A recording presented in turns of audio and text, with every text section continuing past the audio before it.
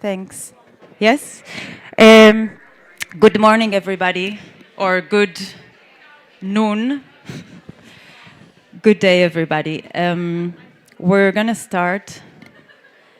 I have two messages. Can I see hands of people who are also staying at the hotel and leaving today? Do we have people like this? In any case, if anybody is staying at the hotel and has to check out today, you have to do it now, and you can leave your luggage with the reception. So you're going to miss the beginning of the panel, but you have to do that, in case you haven't yet. Short announcement about a demonstration, please. Thanks very much. Richard Boyd Barrett, who some of you will have heard speaking last night, has asked me to announce this event on Wednesday. Ireland takes over the presidency of the EU for 6 months, starting Wednesday. And there's a protest organised, lunchtime protest, at Central Plaza, Dame Street, at 1 o'clock. And the title is A People's Europe, No to Genocide and War. So for those of you who will be around Dublin, please join us. And we send a strong message to the EU leaders, including the Irish presidency, that to stop colluding with apartheid, ethnic cleansing, and genocide in Palestine. Hands off Lebanon, hands off Iran, and free Palestine. So please join us. You can get the details on the Richard's organisation, People Before Profit website. You can also see it on Irish Anti-War Movement, social media, and various others, multiple groups involved. So please join us if you can. Thank you. Thanks very much. Thank you. We're starting with our first panel for the day. I just want you to have in your head the rest of the program because it's our last day. We're going to have our panel now.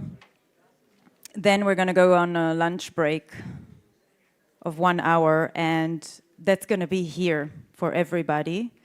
We organized lunch for you, so you don't have to go far, and we can then gather again at 2:30. That would be, where would be the lunch, actually?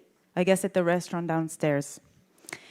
And that's on us. I really hope I'm not mistaken on this now, promising here something. Anybody from my team to approve? I need to see this. Ronnie, someone? Lunch is on us today, right? Thank you. Ronnie said yes. Just give me 2 seconds, I'll see. Okay. No, Okay, good. So lunch is on us here afterwards, and that means you're not allowed to be late afterwards because it's in the building. So 2:30 would be the next panel and the last for today. And immediately afterwards, we would have a half an hour closing session so that whoever needs to leave today at 4:30 would be maximum for the end of the Congress. There is some plan for afterwards, because many of us still stay, me included, possibly a film that Camille would also talk about, that we could project here, and all kinds of get-together that we would like to have here with people who stay. Questions? Yes. Not a question so much as, thank you everyone. My name's Oscar from the International Jewish Anti-Zionist Network. Yeah, that would be great. Thank you. But really quick. Yeah, very quick. Hello, my name's Oscar. I'm from the International Jewish Anti-Zionist Network. We are very grateful to be here as attendees, and it dawned on us and some of the other Jewish groups that are represented here that we haven't necessarily had an opportunity to have an organizing conversation about what we need to do at this very urgent moment for our Palestinian comrades to dismantle the State of Israel and Zionist organizations, and the role that Jews play in doing that. And in view of that, we asked the organizers, and they kindly agreed to give a suite to the various groups, the Liffey suite. At 4:45, if you're an organizer from a Jewish anti-Zionist group, we'd love you to attend to tell us about the work that you're doing so that we can like a presentation, or do you see notes? Now I see just the slideshow, but you're on the slides. Anyway, 4:45. Okay. slides. At the Liffey So- Suite. Oh, it's like me If you're a next to the Jewish slides. anti-Zionist organizer not and you'd next like to to, have it's- greater coordination on in Jewish anti-Zionist organizing, so we can do our best to dismantle the state of Israel and Zionism. Yeah? Thank you.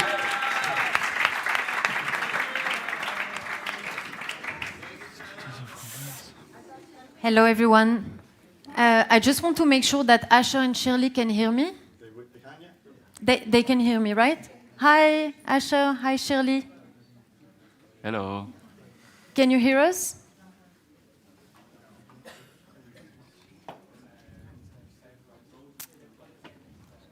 Sorry, everyone. Just 1 second.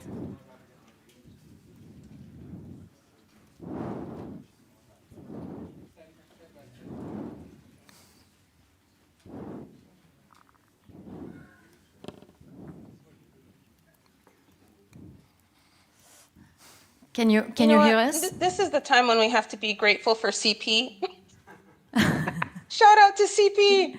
Shout out to CP. CP. Shout out. Yeah, to I miss him. CP. Like Yeah, shout he went. I mean, but it's gonna Yeah. be good for him. They But I can't miss hear Yeah, me. I didn't know he doesn't work there anymore. Is there a new person that does tech? Well, CP was.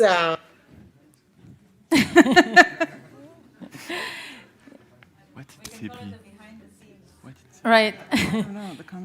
CP is an amazing organizer within GVP who's doing a lot of technical stuff. Yeah, I'm sorry. I don't want to start without them. That's why I'm waiting.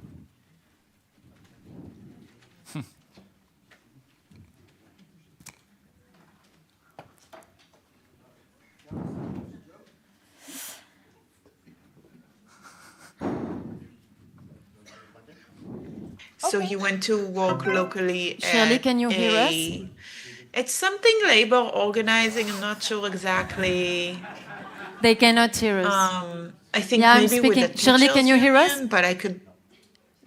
Shirley, Hello, Shirley, Asher. can you hear us? No. Or sorry, Wild. That's what I said. Can you hear us? Do you hear us? Ah, great. Amazing. We Good to can- see I you. can hear you, but we can't see you. Oh, you will see us in a second. I will get started, and I'm very happy to see your faces now, this morning, early morning. Thank you so much for connecting. Unfortunately, Asha was supposed to be with us in person, but their passport was retained, so they couldn't join, and Shirley is also joining online. We have Theo and Hannah with us. I will introduce them in a bit. So hello, everyone. Thank you for being here today. Thank you so much, Adas and Sue, especially for your tremendous work in organizing this Congress. I'm Camille Visarfati. I'm a curator, art curator, educator, writer based in Tunis, in Tunisia. Sorry, you hear me breathing loud. All of us here on this panel have been involved in solidarity work with Palestine for years, sometimes many years. Most of us as part of Jewish Swana Anti-Zionist organizing. Swana, as you probably know already, being Southwest Asia, North Africa. This is not identity politics.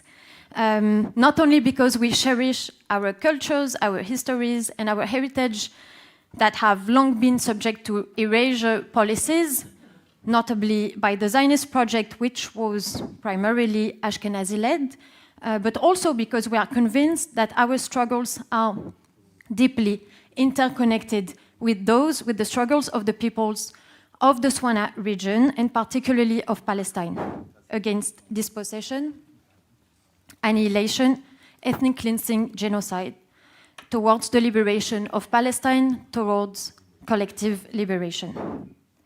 Therefore, in a time of continuous Western Zionist colonial aggression on our Iranian, Lebanese, Syrian, Palestinian brothers and sisters, this panel brings together voices fighting across the Afro-Asian continents and their diasporas for the liberation of Palestine, for dismantling Zionism, and for building a common future of dignity, of justice, and of equality for all.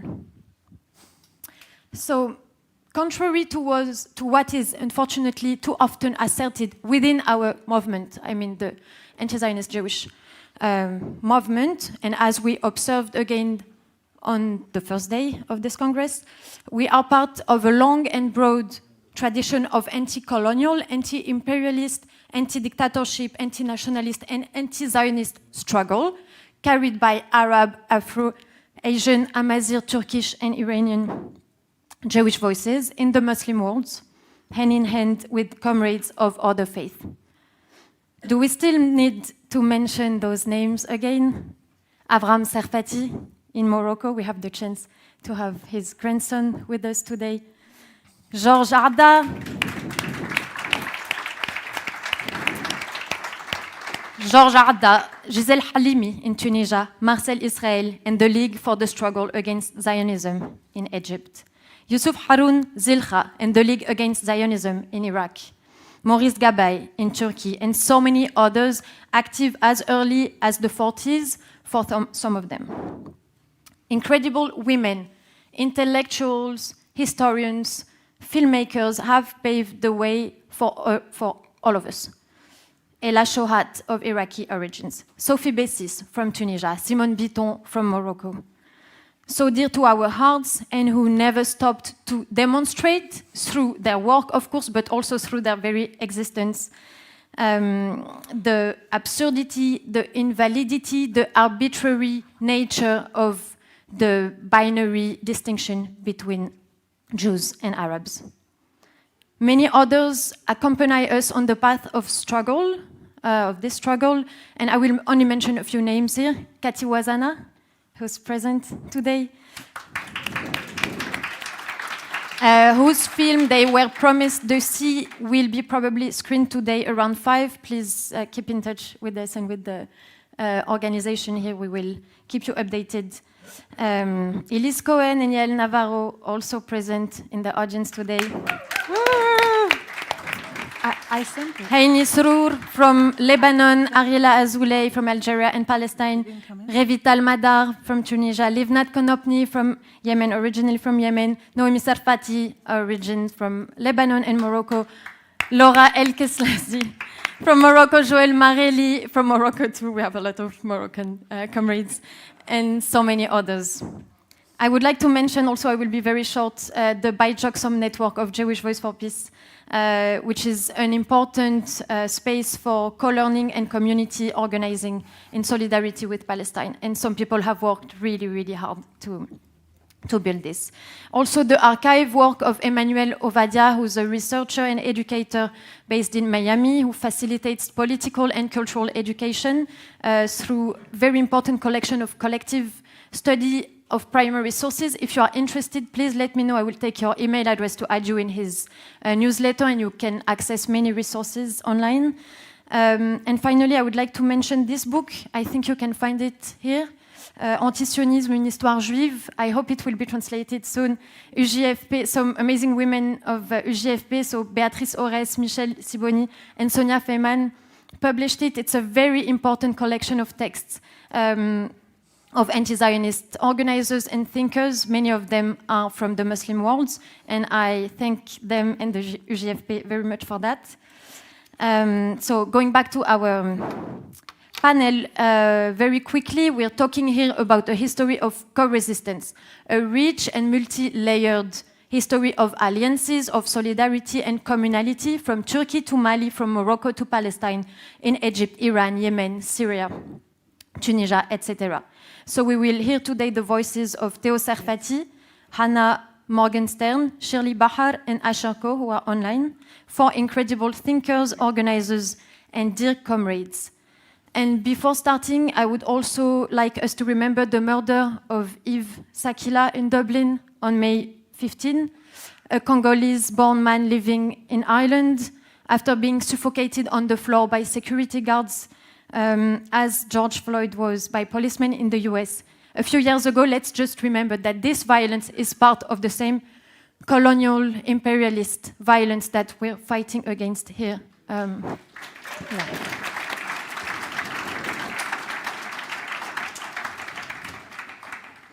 So let's get started, Theo.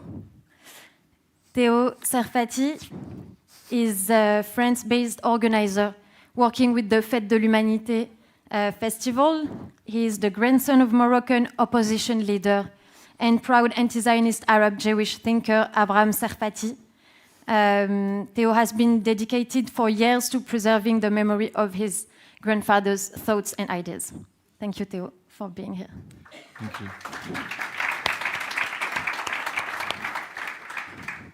Hello, everyone, dear ally, dear friends, dear comrade. I hope you are all doing well after these 2 days of Congress. I'm sorry, I don't usually do this, but I will read my speech, as I'm not very comfortable speaking in English. First of all, many thanks to Camille Lévy-Sarfati for organizing this panel and for putting our tradition and putting our heritage into perspective. Many thanks as well to all the speakers with whom I have the privilege of sharing this stage. Finally, a big thanks to the organization team. I know the work you do, so once again, thanks you for bringing us together and trying to trace new horizon of hope. Let me introduce myself. My name is Theo Serfati. I'm the grandson of the great, the big, the great Abraham Serfati, a Moroccan Marxist, mining engineer, a revolutionary, Jewish and anti-Zionist, a human rights activist, and that's why, as you expect, a great friend of the Palestinian people. Just a quick show of hands, please. Who here has already heard of him? Okay. And who has actually met him? Okay. Oh, yeah, my friend Richard. Woo! Thank you. I will briefly, not so much, but introduce him. But before that, I want to say that I'm neither a historian, nor a journalist, nor an author. I'm simply a grandson trying to remind the world who his grandfather was and how important he was. So he was born in 1926 in Tangier into a Jewish lower middle class family. At the age of 18, he joined the Moroccan Communist Party following the massacre carried out by the French colonial army after the publication of the Independence Manifesto issued by the National Party, Moroccan National Party. After brilliant studies in France at the École des Mines, he returned to Morocco to fully commit himself to the struggle for his country's independence from France. He was arrested and exiled to France before returning to Morocco in 1956 after independence, where he took on high-level responsibilities within the Moroccan administration. First, an advisor, and then chief of staff to the Minister of the Economy. He later became director of Mines and Geology of Morocco, and after, technical director of the Office Chérifien des Phosphates. Just so you know, OCP, Office Chérifien des Phosphates, represent 12% of Moroccan's GDP in 2012. So it's really big. He was dismissed and on disciplinary grounds after supporting and encouraging the miners' strikes in Kuribka. He then became a professor before he was arrested. He was arrested because at the same time, he was part of the editorial committee of Souffle, a cultural and literary review that played a key role in the late 60s within Third Worldist and Pan-Arab movement, particularly from issue number 15, titled For the Palestinian Revolution. In the 60s, with several comrades, he founded Hillel Hammam, a revolutionary Marxist-Leninist organization. This immediately put them under government repression. After escaping arrest, he spent nearly 3 years underground, then almost 20 years in prison, before being exiled to France. He returned to Morocco when Mohammed VI became king after his father Hassan II. My grandfather has two struggles that stay with him all along his life: Morocco and Palestine. He fought for both because he considers himself a humanist, and for a humanist, injustice is intolerable. All along his life, he continuously called on his Jewish brothers and sisters from Arab countries who had gone to Israel not to fall into the trap of Zionism. Where Zionism, and is not something I need to teach you, is a supremacist, racist, colonial and imperial ideology that came from Eastern Europe. Arab and Jews live in harmony for centuries in our lands. We ourselves represent this, Arab Jew. My grandfather was and claimed to be 100% Arab and 100% Jewish. For me, his powerful quote is that he was, I quote him, Jewish because Arab and Arab because an Arab Jew. And about Zionists, this was one of his strongest ideas, that Arab Jews in Israel, given the discrimination they face from Ashkenazi, were in unique position to build bridge and break down walls with Palestinians. Unfortunately, they also participate in building those walls. Personally, the man I have just described, I never truly knew him. He was released from prison when I was only a few months old, and he passed away when I was 18. He never spoke to me about politics or his life. I always knew the grandfather, never the man. I only discovered his work, his struggles, his writings, and his commitment after his death, when I myself became politically aware. For that moment on, a duty of memory, the waste of legacy, and the obligation of transmission became more and more pressing on my shoulders. Since then, I've tried to live up to that task. In that spirit, we republished last October Writings on Palestine, which he wrote in prison between 81 and 85. Thank you, Kami. Along with additional texts written after his imprisonment between 93 and 04. As I said, I'm not a researcher, not an author, nor a journalist. I work on organizing the Fête de l'Humanité, the largest political, cultural, and popular event in Europe, where 610,000 people gathered last year during the second weekend of September.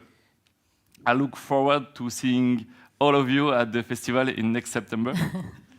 I'm in charge of programming and coordinating the reception of more than 600 organizations that honor us by co-building this event together. Alongside that, I try to contribute my skills wherever comrades need them. It feels strange for me to be here, and I'm very honored. And I would like once again thanks Camille for organizing this panel. And I said that because where my grandfather was 100% Arab and 100% Jewish, I do not consider myself either Arab or Jewish. I'm simply a young Parisian struggling with his English. And a privileged white man trying to use his position to help change things. Because we no longer have choice. We must change things and overturn this imperialist world that is not ours. Ours is a world where solidarity, humanity, resistance, tolerance, fraternity, and sorority are not just a word, but a way of being. Just as we fought against colonizers and nationalists of all kinds, we will do so again. That is why we must urgently remember our heroes, like my grandfather, but also like your own grandparents. For that, we no longer have time to focus on our difference. We must come together around our commitment on what we must fight for: the end of Zionism, the liberation of Palestine, the end of imperialists, and first of all, obviously, the end of genocide.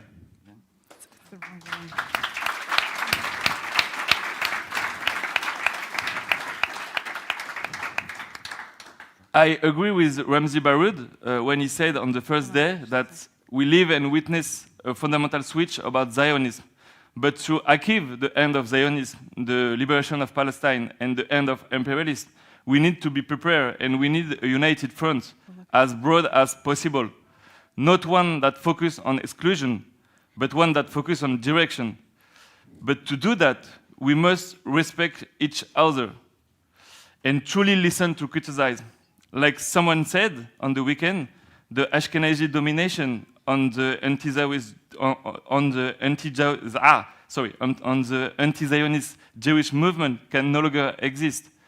Any form of domination in our movement can no longer exist. We have to ensure that every part of the movement find its place within this front. After that, we will be available to recall ourselves and reclaim who we are and where we are going. Thank you, and Tahrir Palestine. تحيا فلسطين.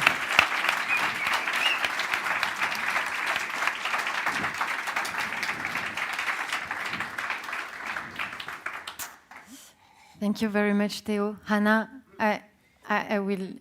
Do you want to just skip over me and I just need to sort out these slides. I'll be a second. Okay. So sorry, you want me to start with Shirley? Is that okay? Sure. Sorry. So Shirley, can you hear me? It looks frozen. It's freeze. Yeah. Shirley, can you hear us?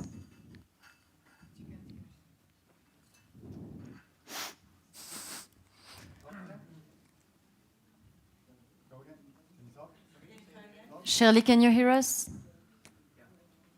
Hemi, do you want me to go while you wait for Shirley? I can't hear myself. Asher, are you ready to speak? You don't mind? Okay, great. So I will introduce you quickly. Asher Ko is a community organizer and community healing practitioner who focuses on intergenerational healing technologies from West and North Africa. They work at the intersection of Judaism, Sufism, and regional traditional African practices, dreaming, to quote Asha, of a free world from Bilad Hashem to Bilan Sudan to Turtle Island. Please, Asha, thank you so much for being with us. Thank you. Thanks everyone for having me. I'm going to share my screen.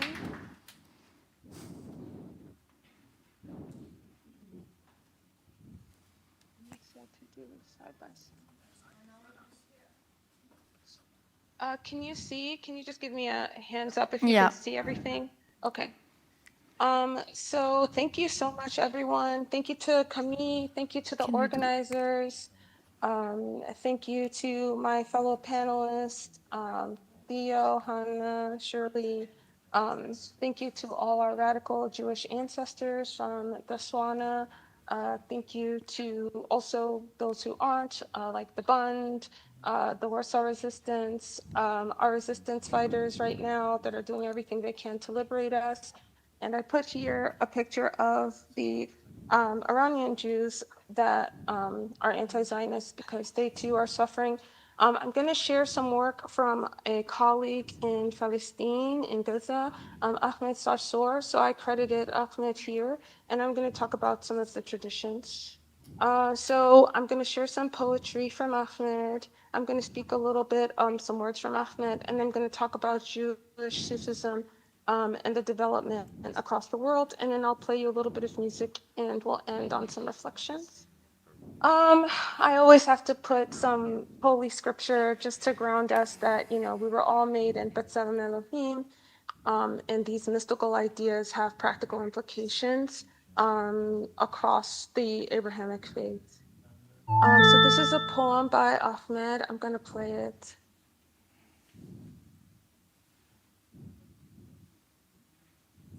Tell me if you can't hear it. Supremacy. Can you hear? An outdated state, a forgotten thought, a false prophet like a snake should be cut from the throat. Their expiration day is yet to come. They will succumb. Even if history is on their side now, they stay scum. Their devilish actions speak for themselves. Isaiah supremacy, a patronizing behavior. They think they are superior, guiding humanity to failure. Satan can be blamed, he disowned them instead. They don't belong to the fabric of sinful creatures he insinuated they are somehow a misfit, they shouldn't exist. Tables are turning, nations are learning, fires within souls burning, students from all over the world fighting, praising the Lord for the freedom of speech they try suppressing. Hand in hand is standing, voices together chanting, winds of change are blowing, you'll see a glowing, the resistance is growing, together we'll be growing. History will be rewritten. We are not forgetting nor forgiving. We'll educate the living. All the atrocities they have committed, the bloodshed, the killing, the houses they destroy over the hands of the living, the lives they have ruined, their cruel smithing, we won't be silenced. The truth is worth telling. Evil and good colliding, while you are hiding behind the blue suits and gold collars in which you thrive on. But we will keep the fight on, exposing your lies behind your humanitarian disguise. They deserve no notoriety or fame. They should be defamed, banished by the ringing bill of shame. Disown them even, disregard their brokered blame game. They will be setting themselves aflame, a destructive flame, having all of themselves to blame. With you in the house of ill fame and your white supremacy card game, you're all the same in everything but the name. Okay, thank you. I'll pass your applause to Ahmed. Ahmed wrote this poem in 2024, April 12th in Gaza. If you want to learn more about Ahmed's work, you can look up Project Sarsor or follow Ahmed on social media. I'm just going to read a brief statement from Ahmed. I referenced this concept of Sama. It's part of Sufism. It's basically about listening to the divine, listening to the mystical, and connecting to what we have all within us. So you need to center all Palestinians. You need to center their voices and stories, every single one of them, the ordinary ones, the ones living day by day, doing everything they have in their power to survive, to stay alive, the ones you may think have no talents, because after all, we are all human beings. We all deserve a chance at living, and even if we're just the ordinary ones. Ahmed said that to me yesterday, and I thought it was important to share. And now I'm going to talk about myself a little bit and what I'm working on here. Asha, So, yeah? sorry, Yes. do you think you can put full screen for what you for the slides? Oh, can you, it's not full screen? No, we can see it, but it's Okay. like medium size. Huh. All right, for me, it's full screen, so let me figure out why it's not full screen for you. Maybe it's because I'm in presenter mode. Maybe presenter mode doesn't work. Let me try again. So it's on us? So it's not on you, Asha. Oh, it might not be on you. I don't know. It might. I'm Sorry, trying again. just come back to it. It's not on you, apparently. It's Oh, not. Okay, is it full screen now?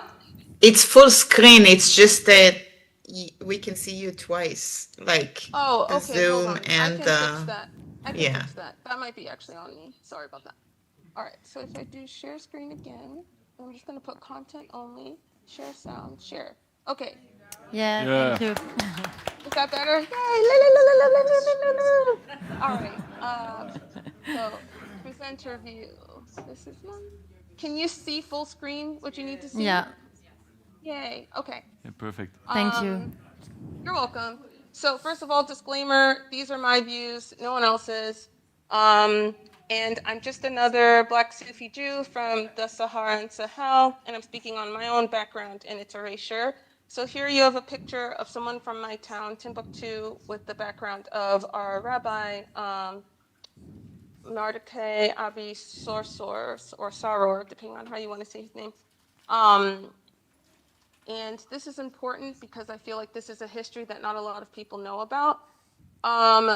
When it comes to race and religion in the Sahara and Sahel, it's not as black and white, no pun intended, as we're used to in other places. So I put this picture of him in kind of his kind of Sephardic traditional wear in Mogador, and then I added a picture of him in more of the traditional African style so that you guys can just see how your perception of someone changes drastically when you see them in different things, even possibly how you feel about who they are and where they're from. And I think that's just important to remember as we move forward. So I'm going to quickly talk about Sufism and how it relates to the Jews. So basically, this is a movement that started in Islam in the Hijaz area of the Arabian Peninsula around 800 BCE and spread to Iraq and Iran. But there's also a tradition from Al-Andalus, Libya, and Misr.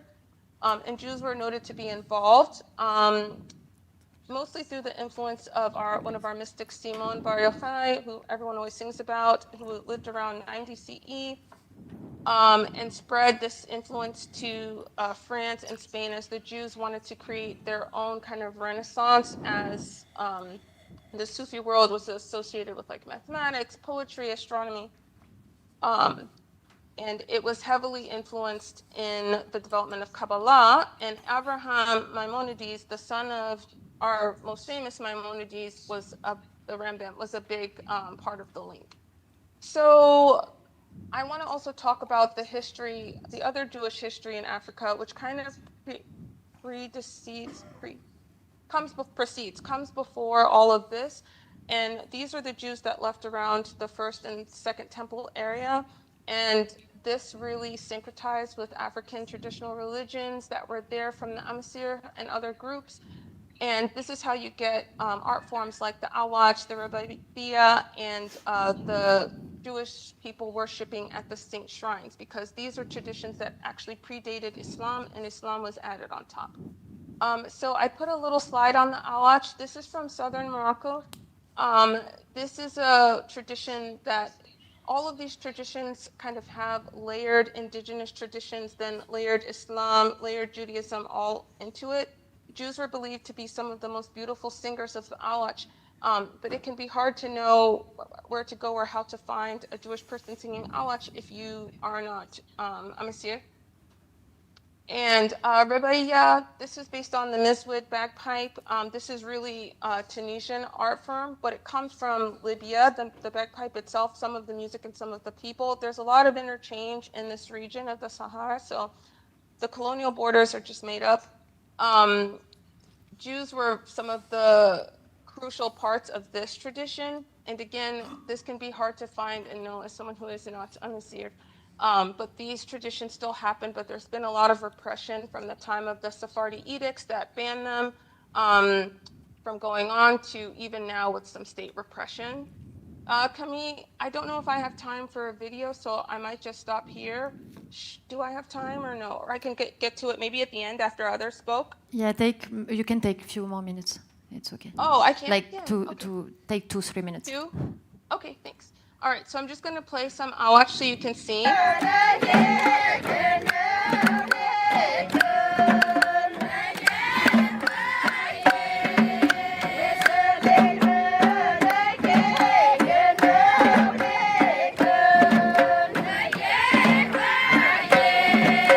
Okay, so I put this so that you can see the Awach in its original context. And then,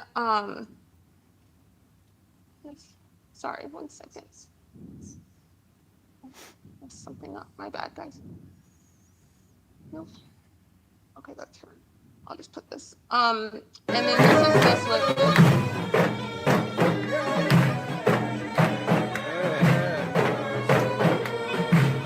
the bagpipe you see, that's a Mizwid bagpipe. Usually she wears a skirt. Oh yeah, she wears a skirt.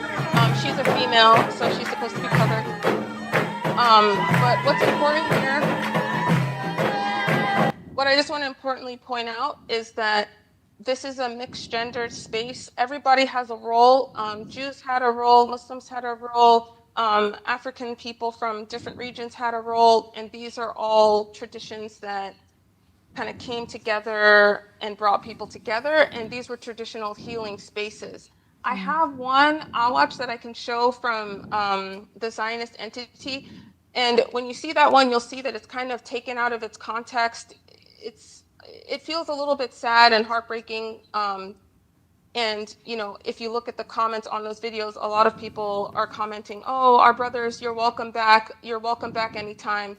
And I think that's really the message I want to leave, is that when it comes to our Swana traditions, for a lot of us, we were together. Like, we're Amasir first, we're from our places where we're from first, then we're Jewish, then we're Muslim, then we're Christian, then we're whatever. And hopefully we can continue to work along with Palestinians in their struggle for liberation, and we can also work with ourselves for our own liberation. And I just thank you all enough. I can talk to you more about the development of race another time, but feel free to look up all of these things like the Sephardic edicts, the Damascus blood libel, the Alliance, and this rabbi, because all of these things are important to understand how we got to where we are. And thank you, everybody.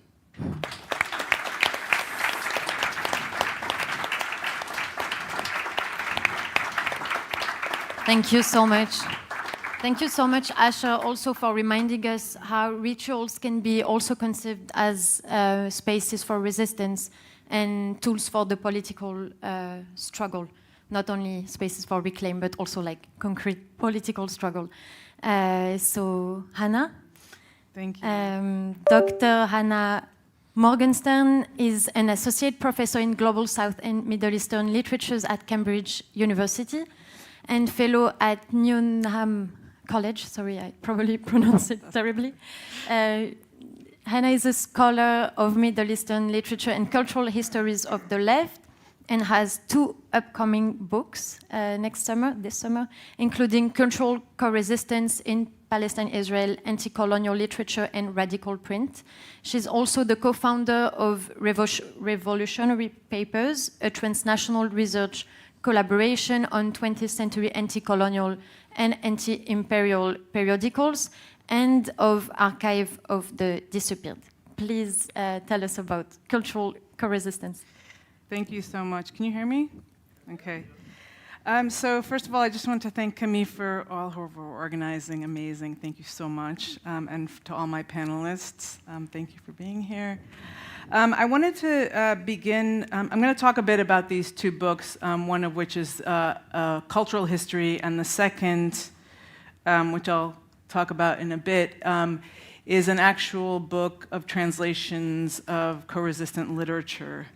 But before I start that, I want to say that when I first started researching this work, work has been researched for about it's almost like 15 years or something that I've been working on this.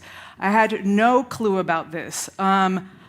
Despite having been in pro-Palestinian movements and having grown up in Jerusalem amongst Arab Jewish communities, I did not know anything about the history and even in the academy itself, that there was a history of Arab Jewish anti-Zionism, that Arab Jews had collaborated extensively with Palestinians in political work. I remember coming upon this magazine, which is one of the magazines that they collaborated on, and I read from the table of contents a few different thinkers, such as Sami Michael and Shimon Balas, writing essays critiquing Zionism from various perspectives, right next to writers like Mahmoud Darwish and Emil Habibi and Tawfiq Zayad, and their poetry and short stories, and I was completely blown away. I didn't understand how it was possible for these people to be working together at that time. And that was primarily because most of the literature and history that existed then essentially represented this whole scene, this whole time period as a time period in which Jews from the Arab world were segregated, primarily in transit camps, even though that history has also really been erased, and Palestinians who remained inside of Israel in 48 as also of quite a segregated population of people, and much of that history of those people during the 1950s is a history that's been written as if they were dormant during that time and they weren't active. So all of what was happening in these magazines and newspapers, and interviews that I did, what has really been quite buried. And it took a very long time for me to excavate what was going on there. You can just let me know maybe 1 or 2 minutes before I'm done. Okay. Thank you. Okay. So I think, and one of the things that I just wanted to say about that is that I hear so much about the Bund and Ashkenazi anti-Zionist movements, and I think it's quite important for us to have that kind of ancestry. But these people, their history in Iraq, in Egypt, in Morocco, was so much more extensive than one movement. It was across countries, across a region. Jews played huge roles in nationalist movement and communist movements. And this is kind of the background to this smaller story about their arrival and their collaborations with Palestinians. So I just want to encourage people, the Bund isn't the only movement. It's a really great movement and I love it. But we also have the Jewish League Against Zionism in multiple countries. We could name our organizations after that. So I think, like, if we're thinking about a movement for decolonization inside of Palestine, we're talking about roots in the Arab world. We must have an ancestral social justice background that has its roots inside of the Arab world. And that's what these people gave to us. And I think we need to honor their memories by bringing them back into the fold. Thanks.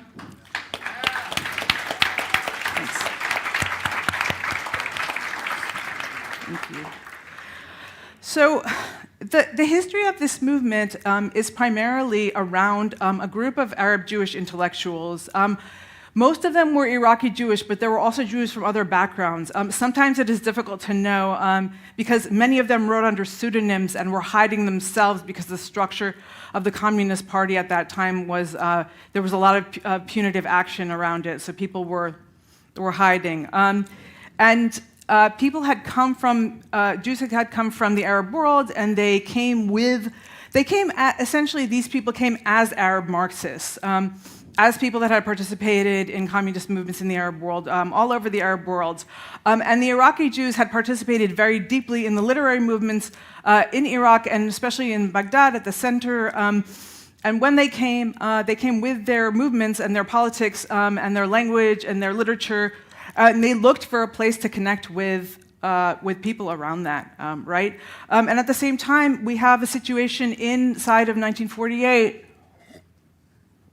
where Palestinian society has been completely dismantled, right? So like, many people talk about, obviously, the ethnic cleansing of that period, but what is sometimes forgotten is that the entire culture was also dismantled.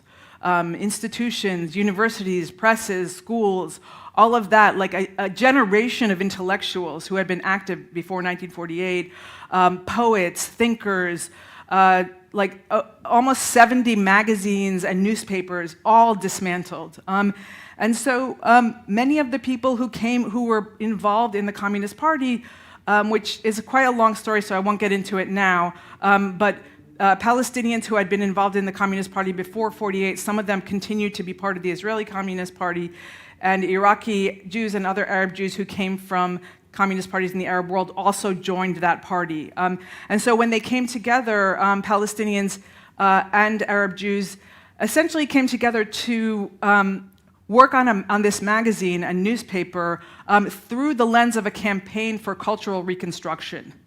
The idea that culture was like a really critical vehicle for social transformation, and they were actually supported by anti-colonial and communist movements throughout the world through this channel of the Israel Communist Party. And I can talk about the complexity of those politics later on if people want to hear more about it. But what they did is they began to build a cultural infrastructure throughout the country, through clubs, through illegal reading festivals, poetry festivals, and through all sorts of different kinds of events that they organized. And at the kind of core of that was a literary scene in which people started to write, to sort of template a new short story tradition, a new poetics tradition, and they worked together. And Jews from the Arab world wrote a couple of different kinds of styles of stories and kind of imaginaries. So some of them had to do with like a very conscientious choice of these people to write what they called an Arab Jewish literature at the time. And part of that literature was a literature about solidarity. So there were many stories that are situated on the borders in which Israeli Jews are essentially working in solidarity with Palestinians who at the time had been like displaced or exiled or were essentially trying to come into the country illegally because the state was preventing them from coming in. And these stories are all about what happens when people work together, when Palestinians and like Israeli Jews work together to try to overcome colonization and those borders at that time. So there's many short stories that are about that. There are also short stories about before 1948, in the 1940s, when Jews were coming into the country as many times under the Zionist rubric, but they understood themselves to be coming under the communist rubric, and what happened to them when they discovered what was going on. So those are included. But other aspects of the storytelling tradition have to do with stories of Arab Jews living within the Ma'barot, the transit camps, and the kind of what was happening there in the transit camps, which was a situation of like severe human rights deprivation, and really very much like those societies being dismantled because they were living under essentially refugee conditions, and the colonial attitude of the Israeli state towards them was extremely harsh. That's something that comes up in this sort of short storytelling tradition and in the poetry. And of course, there's also like a vast a body of work on what was happening to Palestinians under occupation at that time. How much time do I have? Yeah, 2 more minutes. No, 4 more minutes. Okay, great. Sorry. Thank you. Okay, so this storytelling project, which was then translated into readings and festivals and so on, was called Adab al-Shab, which is a literature of the people. And it is essentially an anti-Zionist literature that was critiquing the Israeli state, exposing the crimes of the state in the transit camps, exposing the crimes of the state under occupation, and modeling in a kind of revolutionary rehearsal the way in which Israeli Jews could be in solidarity with Palestinians during that particular period of time. And it's just kind of, there's something about it that I found like extremely mind-blowing when I started looking at it, because of various things, such as what I was sharing at the beginning about the fact that there was so little literature that demonstrated that any of this kind of activity was happening, but also because in the entire Israeli literary corpus, you never hear a mention of Mizrahi writers having written in Arabic before they worked in Hebrew. And there's like this sort of, I mean, I know like not everybody's interested in literary criticism, but like there was such a Zionization of the culture of Jews from the Arab world that there's not even like an interest in this idea that that culture had roots in the Arab world and in Arabic, and that there was essentially a resistance culture that shared a place with Palestinians during the 1950s. And that's kind of what this work is trying to get at. I was going to, this is the second book, and just so you can see, these are some of the covers, is that this work is kind of a foundation for what I like to think about as cultural co-resistance. And the term co-resistance is a BDS, or at least it's partially a BDS-oriented term, around the idea that we're not talking here, we reject the term's coexistence, which is this idea that somehow like Palestinians and Jews or Arabs and Jews are like living in harmony with each other. But in fact, the idea is co-resistance, implying that what we're trying to do here is to create movements in which the two communities are working together to decolonize. And that means various different things. It means that there needs to be a recognition, obviously, of Palestinian self-determination and of the right of return, and so on and so forth, in the activists and organizations that participate in co-resistance.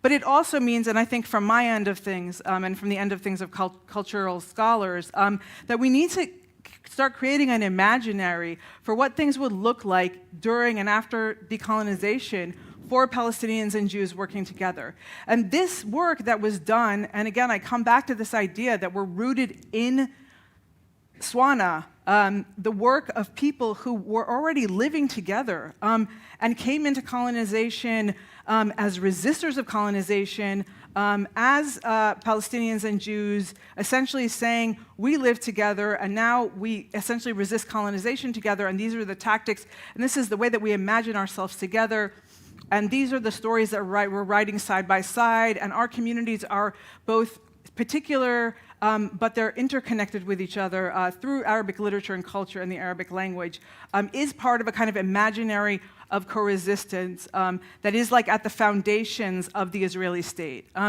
and of the beginning of colonialism. And I think that that's quite critical. And I think one thing that we can see is that colonization did a huge amount of work to bring Jews from the Arab world from that position to where things are right now. Because there were so many people who really didn't differentiate themselves from the Arab world. They considered themselves Arabs and Arab nationalists, and they were very central to those movements.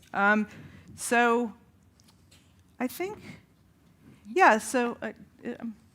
Maybe one last sentence or okay, yeah. like a conclusion. So, yeah, and so what I'll say, though, about these books is that what they try to do, is particularly this one, is to trace how this movement in the 1950s then gives birth to a lot of smaller movements. The book culminates today in a collective called Maktub, which is a Palestinian and Arab Jewish-led translation collective that translates Palestinian literature into Hebrew, but in doing so, it starts to shift Arabic and Hebrew back together as Semitic languages and intertwines them and intertwines the conversations between Palestinian and Arab Jews by translating according to the Andalusian model, not one person translating one text, but in a group sitting around a table together.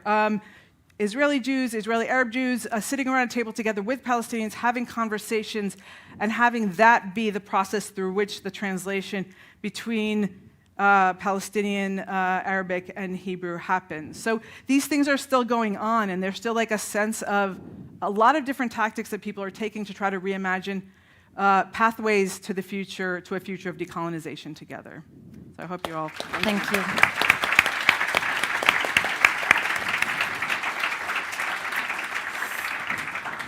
Thank you so much. Shirley, can you hear us? Yes. Ah, Can you great. hear me? Yes, perfect. Okay, So Dr. Shirley Bahar teaches at Columbia University School of Visual Arts. Shirley's writing and curatorial work explored the relationships between representation, politics, and the body, focusing on Southwest Asia. Shirley is the author and co-editor of several books. She organizes with the GVP by Joxom network. And as a cultural organizer, she has been creating numerous art shows, public programs, film series, and community gatherings in New York City and across the US since 2013. That's what you wrote, but I have to add that you've also organized a lot of transnational gatherings and organizing online and beyond. So you will speak here as a researcher, as a scholar, but also as an organizer. Please, Shirley, we're listening to you. Thank you, Camille, so much. I think you also don't say enough about how much of a leader you are, so I will say you are such a phenomenal leader, leading me, leading us. That's right, that's right. And to all my... I can't hear you. Shirley, you're not here yet. Wait. You can't hear me? We can hear you. We do hear you. Now we can. Okay. We heard everything. Anyway, thank you for all the co-panelists and everyone that Camille has mentioned before, who is also in the room, Kathy and Elise, and so many others. We couldn't have been here without you. Livnat, so many others. I can't see the audience, but I know.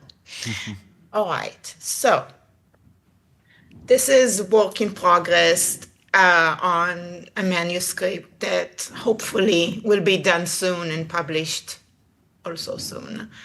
So what time is it on the clock of the world? That's a question that Grace Lee Boggs 1-8. offers that we always ask. Can you hear me? Yeah, sorry. Oh, okay. All right. We who fight for justice have been experiencing an unprecedented spiritual crisis. It is true that our people's movement for Palestinian liberation, collective liberation, is growing exponentially.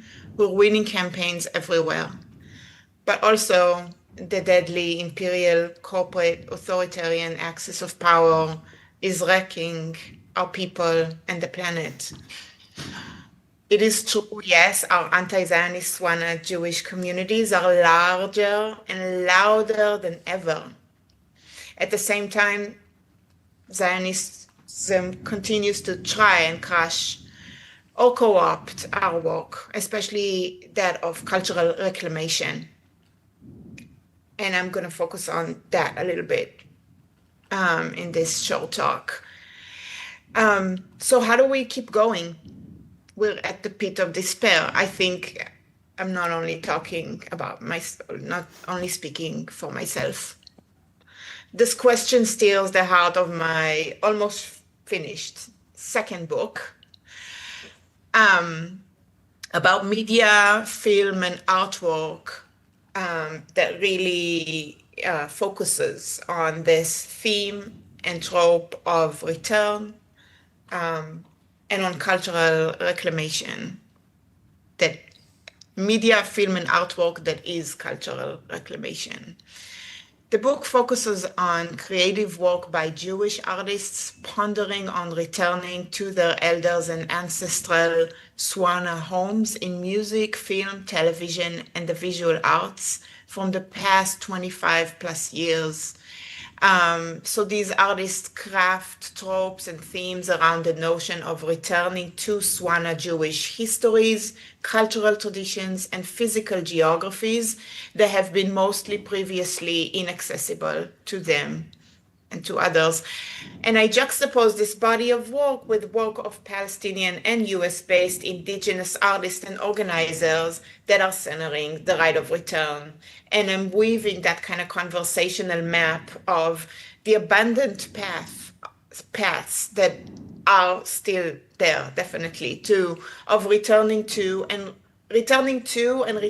of homelands and material resources in contemporary diasporic global popular culture.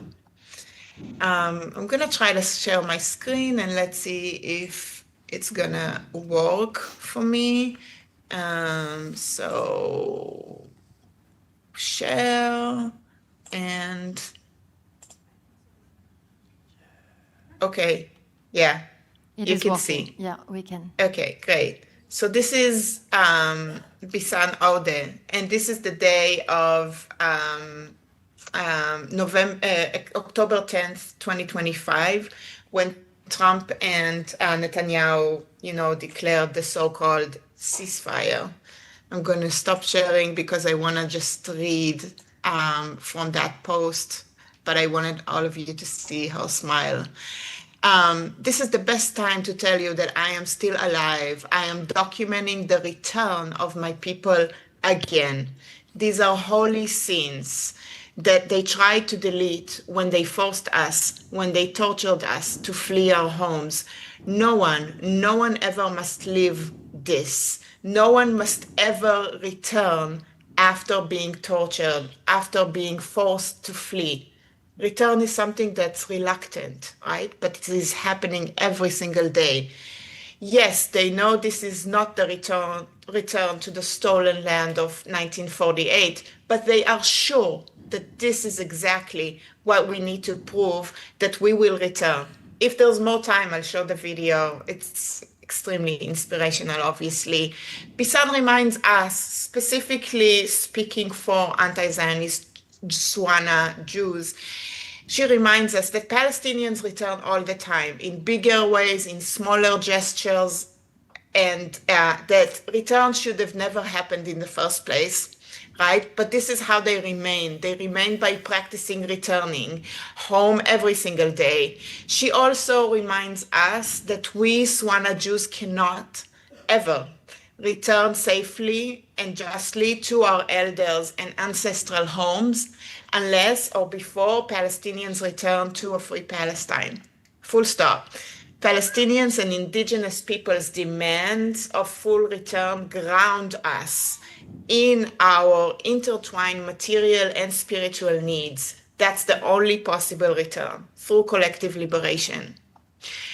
And we know that right now we live in an era of the Abraham Accords, and it's granting us partial, temporary, and very misleading, I think, permission to visit some of our elders and ancestral Swana homelands under prolonged imperial colonial legacies, normalization, arms deals signed by dictators and billionaires. You all know this. This permission consists of conditional crumbs and distractions from what we really need, an interconnected, safe, and just return for us all. When we talk about Swana Jewish cultural or physical returns without talking about Palestinians, the Palestinians' right of return, and many do, right? We concede, right? We concede to the further oppression and erasure of Palestinians and also the Sahrawi people, Kurdish people, and other marginalized communities, right? It's an ultra-ethno-nationalized Swana region at this point. But we also, and let's remember that, we secure nothing but symbolic statements, crumbs, what I said, right, earlier, and the continuous abuse of our histories and our struggles and of ourselves, right? Like we become pawns for imperial propaganda and expansion. We become docile tourists or gentrifiers, complicit in a planet-wrecking corporate system. And I'm not saying it's possible to be completely not complicit ever. I'm not saying that. I'm just saying we need that ability to reflect, right, and return back to our values. Even when for somebody, yes, it is important to visit Morocco right now. But we need that kind of reflection. That's the returning that I'm talking about, returning back to our shared values of collective liberation. We're resisting normalization. But we also must combat brownwashing, broadly and briefly defined. This is after Gil Hochberg, Lehi Yona, and Noah Chazan. Brownwashing is the representation, utilization, and abuse of Jewish racial diversity to prove Jews are a race, and importantly, as a race, that we are entitled to Palestine. So it started with, eugenics, like, eugenists, Zionist leader Arthur Rupin, right? But it's everywhere today. Let me just show you once again. I want to just show you an image because I think it'll be just easier to see. So this is Arthur Rupin, and this is 1952 in an Israeli newspaper. Can you put full screen, Shirley? I will lose the share. I promise you I will lose the share. See? I'm so terrible at this. We can I'm actually terrible still at see this. it though, Shirley. We can see it says time, what it means to be Jewish. Noah Yeah. We can see that. Okay, I'm gonna go back to this is what I have.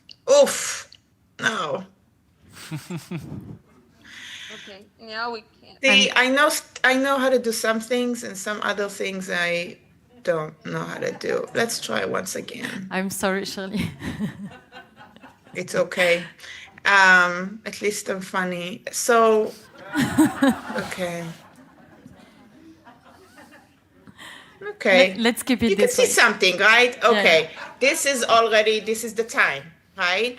And this is us. This is our time, right? There's these Zionist institutions in the US, and see how they're exploiting and abusing images of Jews of color, right? This is us. We are larger and louder than ever. Let's remember that. Okay. So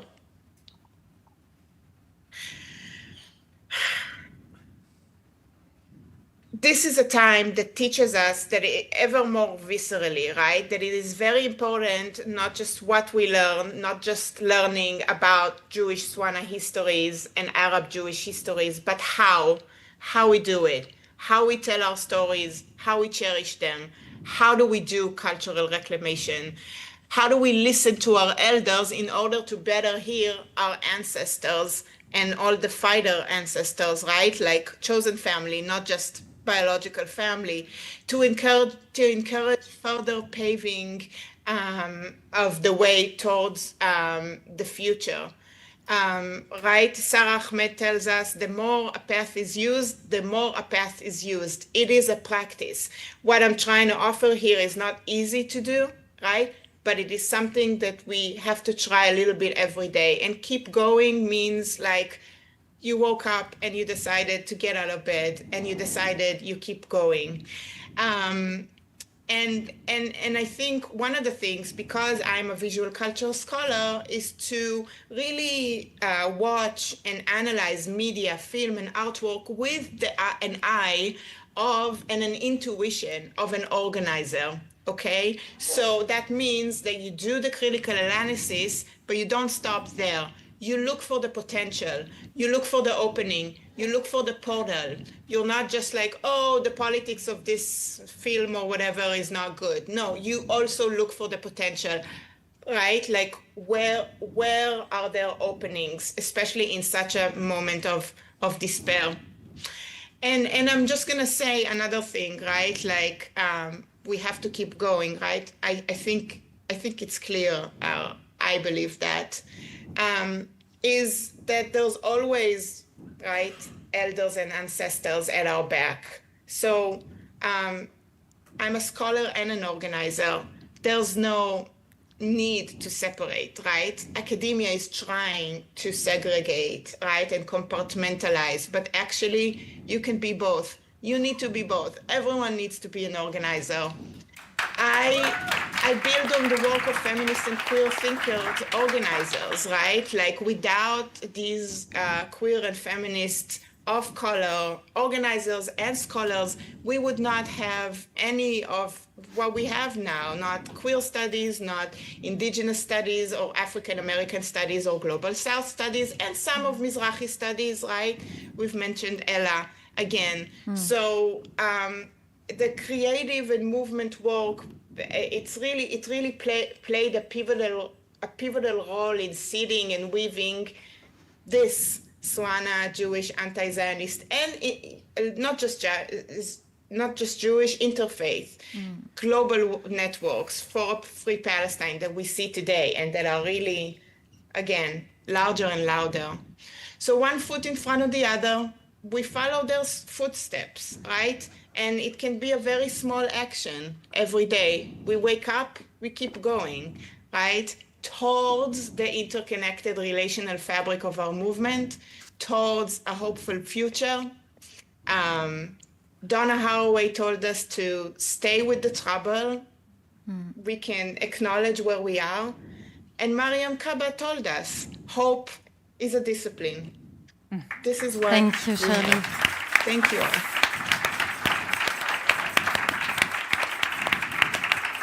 Thank you so much to the four of you for telling us about your commitment intercultural, spiritual, ritual, political resistance, or rather co-resistance. Let's also remember that there are still existing lively Jewish communities in the Muslim worlds, plural, and that many people are still very rooted and active within those civil societies. We're not only talking about the past, we're talking about very present actions and entanglement between those people and communities. We are running in time, so yeah, we will have a very short time for Q&A, but before that, I would like some of our comrades, allies, friends to join. There has been a lot of discussions over the past few days after that first day of the Congress, and some of us would like to gather to actually speak out as Jews from the Swana region. So I'm kindly asking those who want to join to join the stage and maybe to speak out for what we stand for.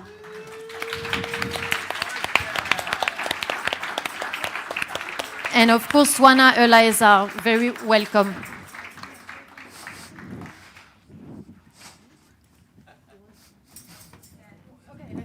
Ah.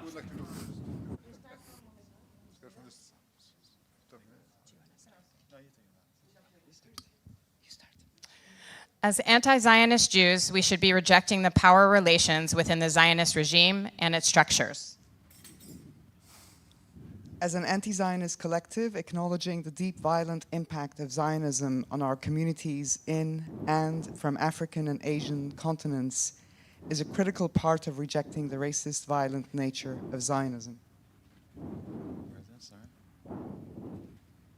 As in the first Congress this year, the pattern is repeated where all Jewish non-European voices were grouped into one panel, one session, creating a parallel conversation, with one exception that demonstrated the validity of our voices while not being invited to take part in broader, crucial conversations, as if only European Jews are qualified or knowledgeable on other issues.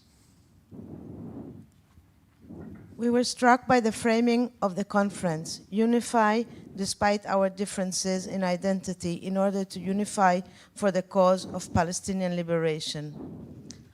Abram Sarfati, in Writings from Prison, said, "The deep reality of this regime, rooted in the racist and expansionist nature of the Zionist project and in its organic alliance with imperialism, is that it is above all an advanced military base of American imperialism for the domination of the entire Middle East. It is this very military base in which Euro-Americans, the Ashkenazim, serve as the pilots and technicians, while you, Arab Jews, are reduced to cannon fodder and beasts of burden." When our Ashkenazi Jewish counterparts undermine the movement by instrumentalizing or erasing our histories and current contributions, like framing that Arab Jews are more racist in nature than European Jews, all it does is boost Ashkenazi dominance. It recenters colonial logic and even Zionist ideology. Sorry, I'm reading this for the first time, so I'll try to pronounce this correctly. In Al-Sahiyuniya Aduat al-Arab wa al-Yahud, Zionism Against Arabs and Jews, Yusuf Harun Zichla wrote in 1945 that Jews must struggle for the welfare of the people, no matter their religion, race, or nationality, and by fighting for the freedom of people of every class, workers, farmers, and intellectuals, the struggle of Jews will be the recipe for their salvation. I'm going to ask for you to read this. Go ahead. We humbly ask that our Ashkenazi siblings remind themselves of what collective liberation for Palestine and rejecting Zionist logic looks like in its entirety. It's clear we are here for all the same reason, for the liberation of Palestine.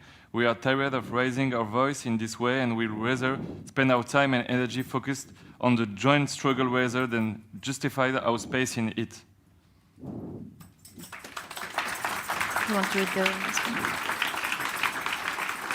You don't know. Oh, right. Is this on? Yeah. This one. We really hope it's understood and will lead to an individual and collective reflection. We are happy to engage in further conversations to deepen the understanding of our perspective. Thank you.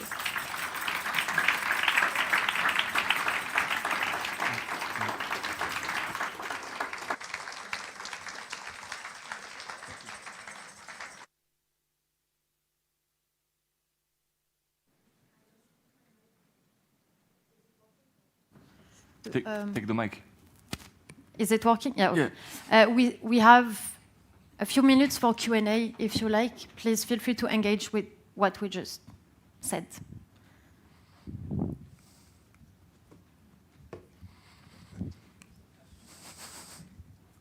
Don't let go of it. Good. My name's Jacob. I'm Irish Jewish, and I want to ask a question which any of the panelists can answer, just about reaching people. You know, both sides of but the Irish and Jewish sides of my family have suffered ethnic cleansing and displacement. On the Irish side, about a century ago, we were forcibly displaced from Northern Ireland, from Belfast, in, I think, what is accurately be called an ethnic cleansing pogrom, done explicitly to maintain a Protestant, loyalist, supremacist state. And this is relevant to our discussion because these Protestants, many today, are absolutely convinced that if they have to share a country with me, that I and others like me who are displaced will seek revenge. You know, and you know, this logic is of course very familiar to us in the forms of Israelis being convinced that Palestinians who have never sought revenge, who have always sought a progressive unified state, just as in Ireland we seek a progressive, secular, inclusive, united Ireland. But my question is about the frustrations of like trying to talk to Protestants and trying to talk and tell them, no, I don't want revenge. I want to share a country with you as equals. And similarly, my frustrations with talking to Zionists, Jewish or otherwise, about a shared Palestinian state. And I'm sure you recognize these in frustration. I'm sure frustrations of your own with even trying to get people to recognize themselves as Arab Jews. Yeah, just thoughts on trying to reach people, I suppose. Thank you. Thank you. Maybe we take more questions.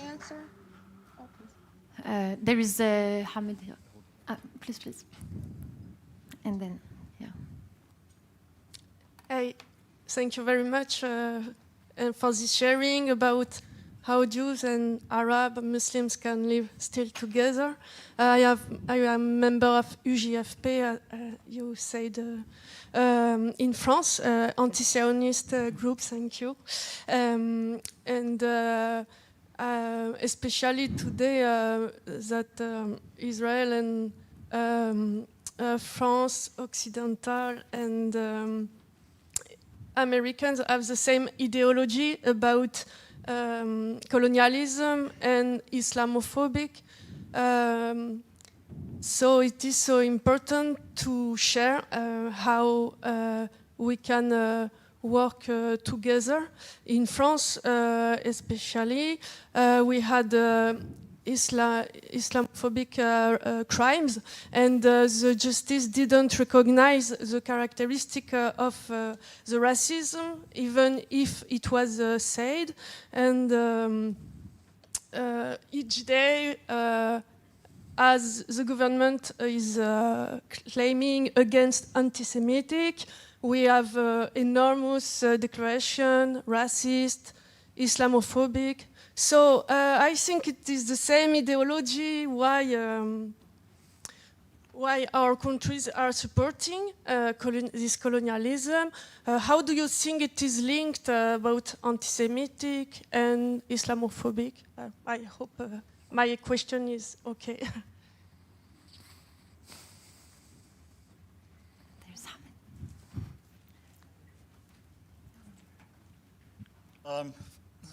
First of all, thank you so much, Camille, Theo. We've had quite a few discussions over the last few days, and it's quite informative. You know, we've touched on many, many things. Now, my question to you, and again, I'm not kind of expecting probably a very complicated answer. I'm hoping not, but might be, you know, just a lot of nuances.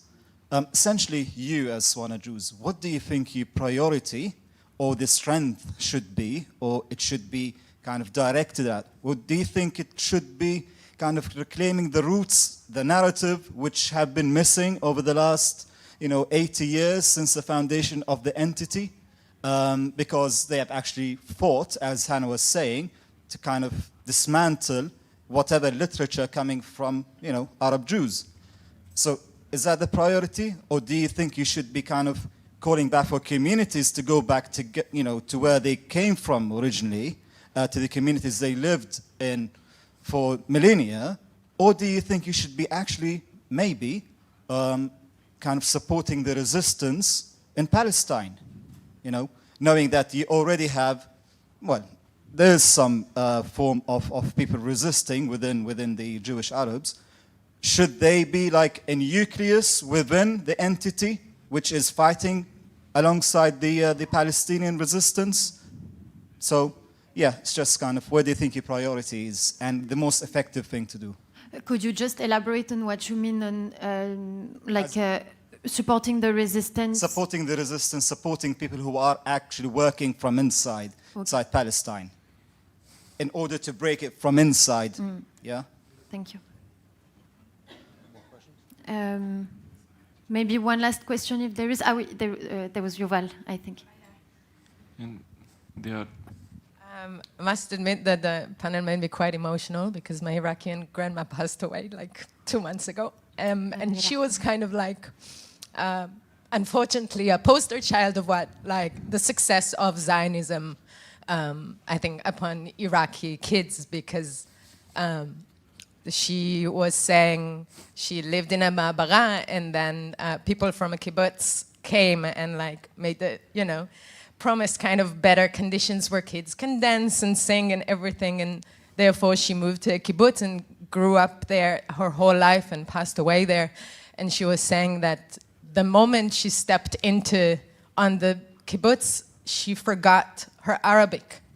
She had like a whole cultural challenge to communicate between her and her father, my grandpa, that in the end of the day, like, passed away almost from culture shock, because he could not communicate. He could not, from being the owner of a refet, I forgot the word, but like a cow's shed, having a business, to being a refugee. Yeah, and I wonder, because this is for a lot of young people that I think now reclaiming their Arabness, what are the conversations or the tools that you would recommend to talk with the people around it, but especially I think our elders that would have more complex memories of the reality back where they come from to then come to Palestine. I'm also from occupied Palestine, if important to mention, so these are my crew.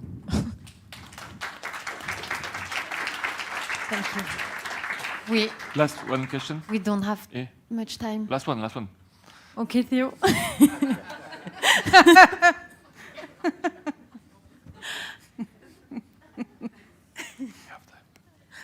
I hope it's a good one. No, I just wanted to kind of touch on the topic of cultural co-resistance that you mentioned earlier, and also echoing what the other speaker said, Donna Haraway, staying with the trouble.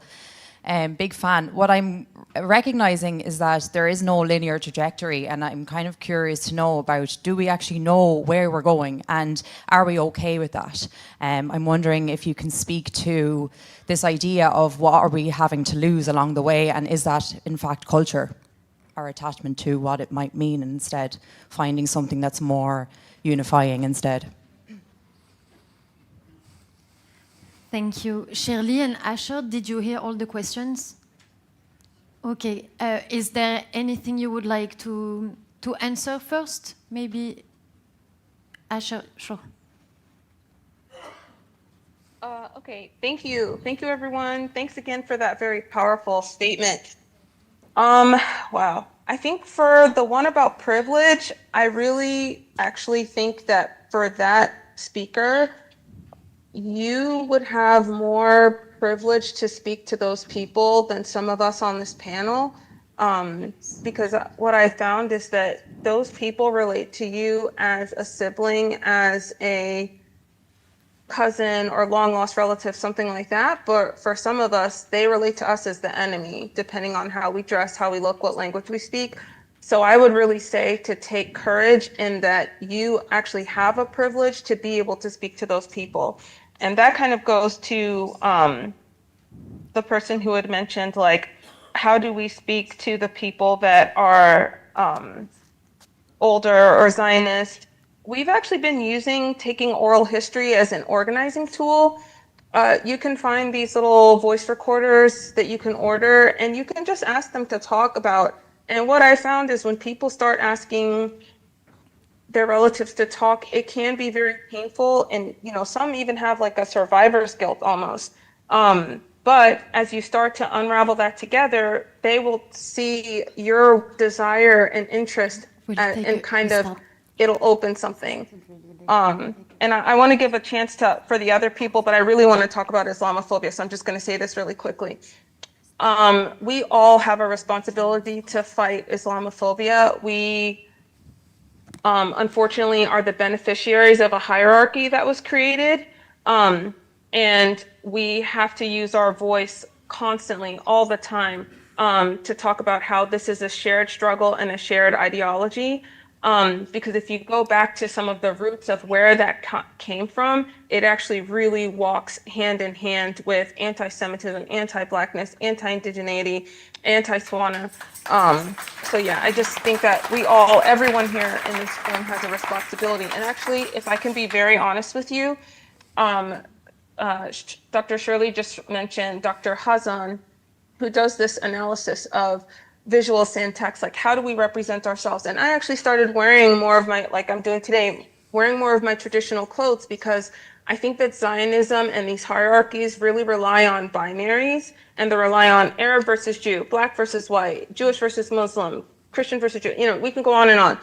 And when we start to represent ourselves, I'm not saying everybody has to go and throw on a tobe tomorrow, but I'm just saying that when you start to connect, that actually serves as a teaching. You can be a living visual syntax as you walk through the world. And I found that to be an incredibly powerful organizing tool, even though sometimes it can be awkward.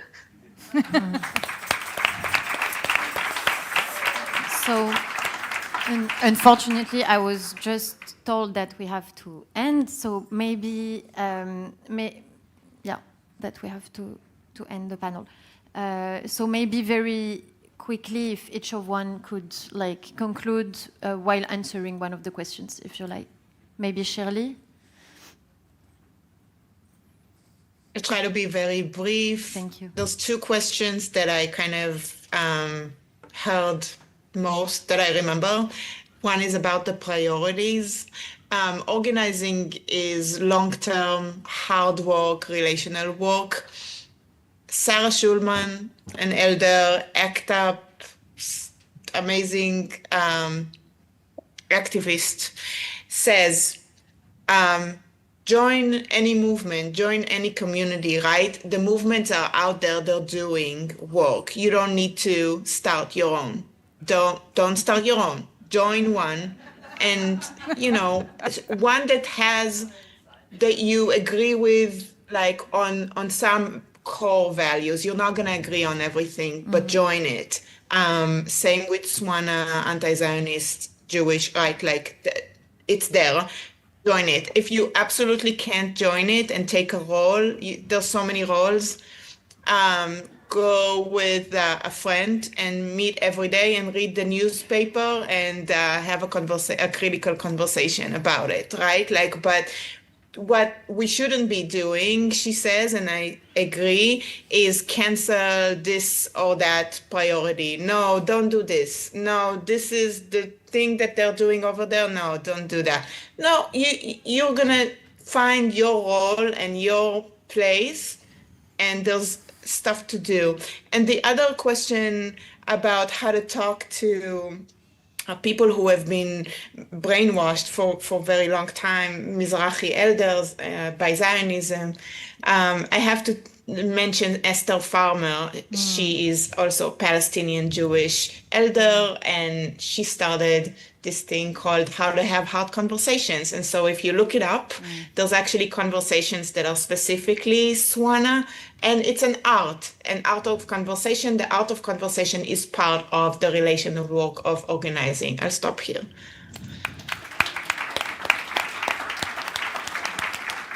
Theo, would you like to say something as a conclusion or answer any questions before we end? Je conclue? Non, Anna conclut après. As you. Ok, mais rapide. Mais est-ce que quelqu'un peut traduire éventuellement ce que je... Cathy. Et je vais aller très vite sur deux choses. Je vais essayer de répondre, de traduire. On peut avoir un micro? Can we have a microphone, please? So start and we will... Ok. Pour atteindre, comment on fait pour atteindre? Il y avait la question de de comment on fait pour atteindre notamment nos communautés, je pense que le plus important, c'est d'être sincère. Ça paraît bête, dit comme ça. So in response to the question about how to reach our communities,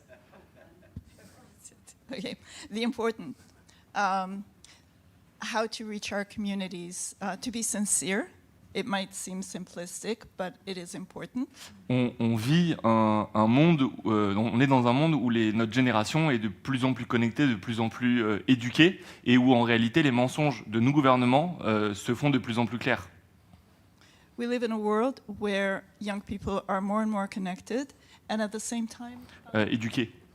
well educated. And lies, the lies of our governments are more and more clear. Et du coup, je